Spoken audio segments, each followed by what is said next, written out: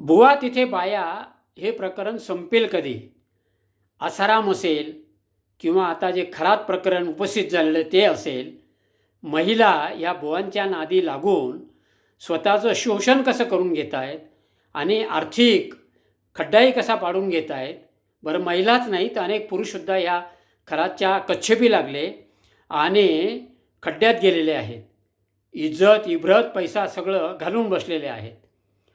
आता हे आसाराम असतील किंवा खरात असतील, स्वतःला भगवान श्रीकृष्णाचा अवतार समजतात आणि महिलांना सांगतात तुम्ही गोपी आहात आणि ते रास क्रीडा मांडतात.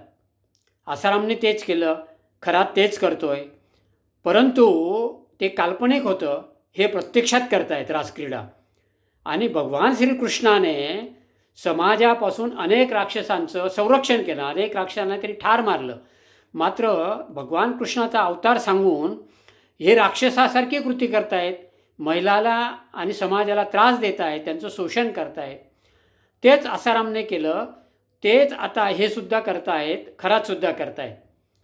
महिला शिकल्या, पुढे आल्या, राजकारणात नोकरीत पुढे आल्या, परंतु हा जो काही अंधश्रद्धाळूपणा महिलांचा आहे तो कमी होताना दिसत नाही.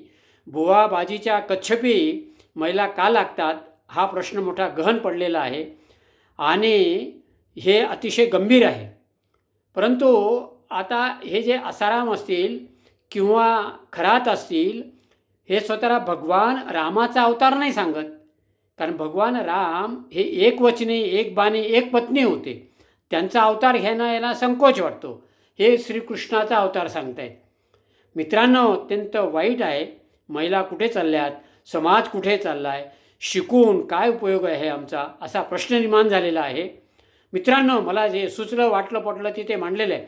Doctor HM. खैरनार चिंतन आणि मंथन यूट्यूब चॅनलला लाईक, शेअर, सबस्क्राईब करा. पुढे पाठवून द्या. जय हिंद, जय महाराष्ट्र.